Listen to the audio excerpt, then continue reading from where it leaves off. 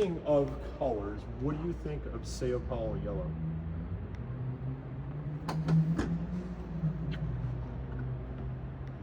Is that this yellow over here? That is that color.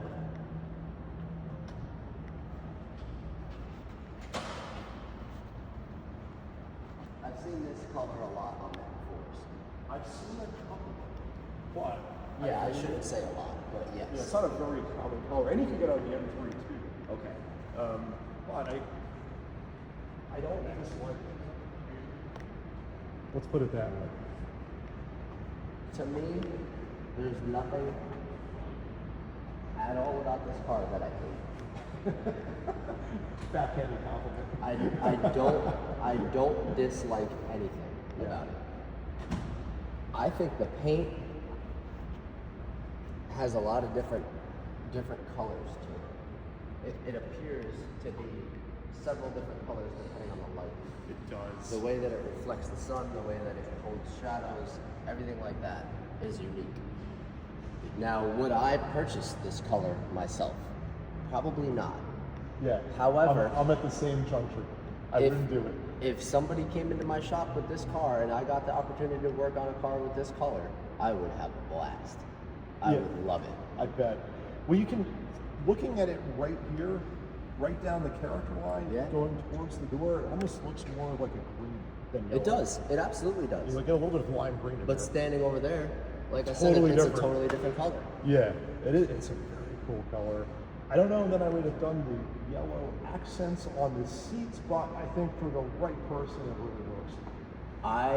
That's where I disagree, because I think the interior with the yellow and the blue pulls the entire car together. You do. I really do. So if I you think were that going to this go, is a special spec. if you were going to go Sao Paulo yellow, would have to have I would do gas this. marina blue with the yellow accents. I would do this exact, yes. Okay. And I'm not a fan of black wheels, but on this color, it's almost like you can't go with anything else besides the black wheels. I think silver wheels would look good. It would look good.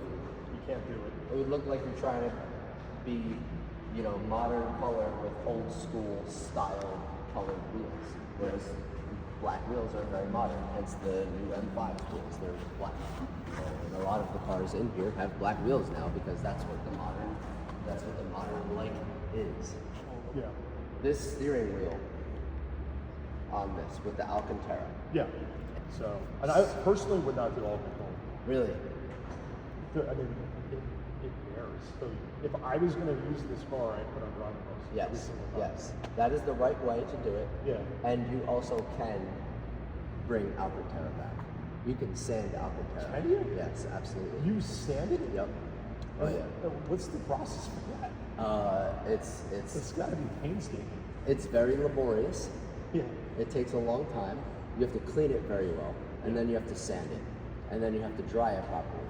So because you're wetting Alcantara, it takes a minute to dry, right? So the process takes a while because it's just like letting paint dry.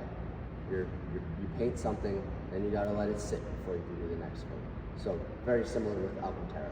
You clean it, let it dry slightly, start to sand it, and while you're sanding it, you're getting it a little bit wet. And then you have to let it dry to see how it dries. And then you might have to sand a little bit more with maybe a little bit heavier grit, maybe a little bit finer grit. So it's really evaluating the process. If I was to take this steering wheel is obviously a brand new car, so it's not bad This at all. But actually I could tell isn't brand new. It's got a little bit of mileage on it. this up here is a little bit worn. Right, because it's got some miles on it. Exactly. Somebody's been driving it. Exactly. So, But if you were to take an Alcantara steering wheel that's 5 years old, it would be in much worse shape than this would be. So it'd be a lot harder and take a lot more time to bring that wheel back than it would to bring that. see, I could see Alcantara up here because that's Not a touch surface. point. For Nobody's ever going to touch that. For sure. I mean, unless, I guess, going into the back seat, So- maybe. But Here's the other thing. BMW's white interior is called what specifically? Oyster. Oyster. Yeah. Right. So the Oyster interior. The most common comment I hear from people is, how could you get white interior? What happens if you get into your car dirty? Why would you do that? There's two answers to my question. One, don't get your car dirty. And two, if there's anybody that can clean it, it's going to be the guy that knows how to detail it. See, as the detail guy, you could safely get a frozen paint car with oyster interior, not have a care in the world, because you know how to clean it. That's right. That's But exactly it. anybody else, they're going to be freaking out. Yeah, but that's what they have me for. That's what I'm in business for. All right, People you heard that it own here. Beautiful cars like that. Come see Aden at 3C Detailing with your oyster interior car. He'll get it clean. Hell yeah.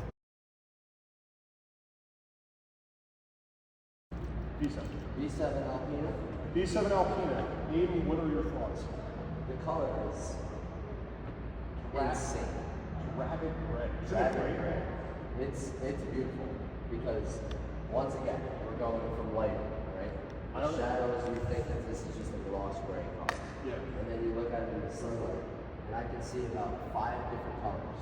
I can see pink, I can see purple, I can see green. Dude, hold on a second. There's pink in it for sure. Where am I seeing pink? If in this you paint? look at if you look at direct sunlight, right, and you look at the metallic end, you'll see some very fine specks of like a pinkish purple.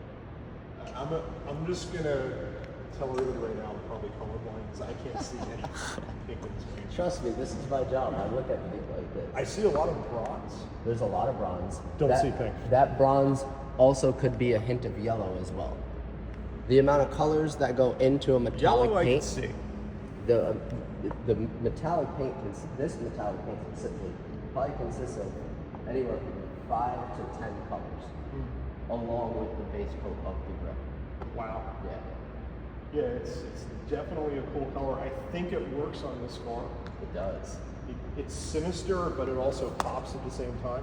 It's a very luxurious color, which fits the description of the luxurious sedan. So, what's special about this for me is it joins the rarefied club of 200-mile-an-hour sedans. And you don't join a mile-an-hour car. It's a legit 200-mile-an-hour car from the factory. So when it left Alpina, it was certified as a 200-mile-an-hour sedan. Wow. Think about what that includes. There's only like 4 sedans that can put in that. Okay. What do you got? So you got the Bentley Continental Flying Spur. Interestingly enough, even though people love to hate on it, you have the Maserati Ghibli Levante. Yep. Or the Audi Ultima 334 edition, which claims 208. Okay. I don't think it's been verified by any independent testers, but whatever. It's still 200 plus. And then you have CT5 V-Black, of course. Yes. I feel like I'm missing one more. I can't think. So the Mercedes S65 AMG will do it if you remove the limiter. Because Mercedes limited to 186, but it has been verified that it will do 200. But that's technically not factory. That's not factory. Because you got to remove the limiter. That's right. This, you can hop in this thing, get on that road, and hit 200 miles an hour. Yes, you could. And You probably shouldn't do it though. You probably should. This car is beautiful though. Once again, the Alpina body kit in the front is bar none. Well, and it's just so subtle. You got the Alpina badging in the front. You have the specific grills above that for cooling. This has built-in brake ducting.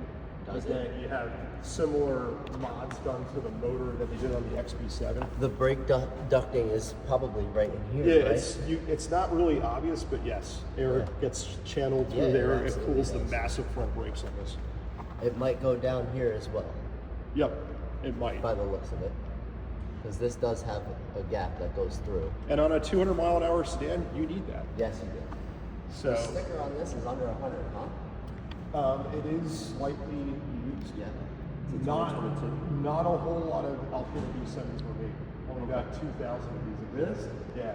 So it's a super rare car, and it's definitely not just a one-over 750. Alpina did a lot of work on this car to make it into what it is. Yeah, for sure. As they should. As they should. But yeah. How many miles are on this? Do you have an idea?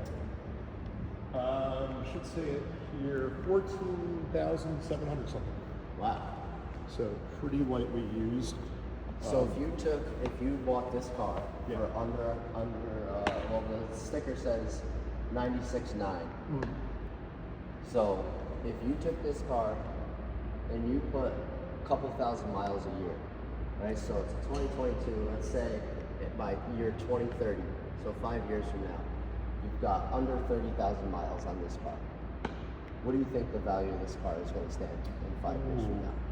That's a tough one to predict because you're not going to have a whole lot of data. With You're not going to have a lot of numbers that data. are out there. You don't have a lot of these cars. But it's also a luxury sedan. And luxury sedans, as we know very well, do not retain value.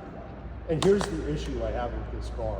Unlike an M5, which the entire world knows about, and of course everybody's lusting after F80 M5 comps, nobody really knows this exists. Yeah.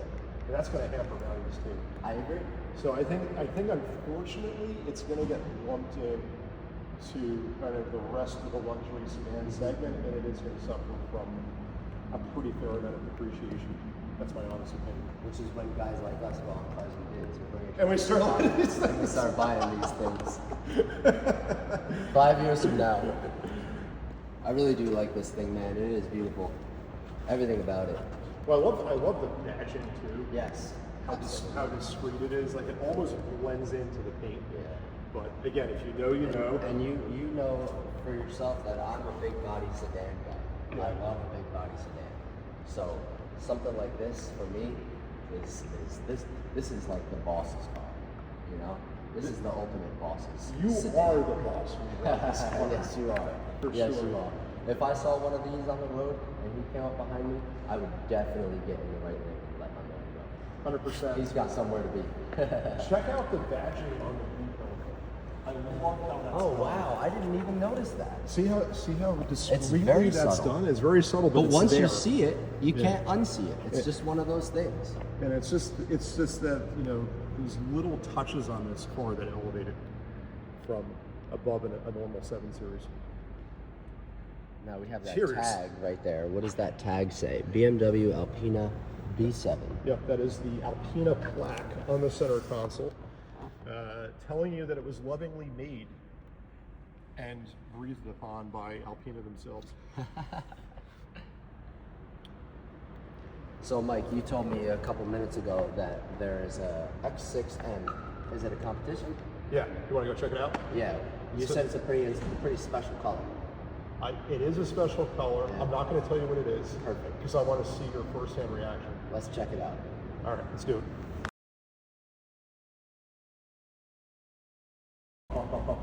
Make sure you zoom in. Wow. This is one of the best colors that BMW makes. Isle of Man Isle of Man green green. on an X6M.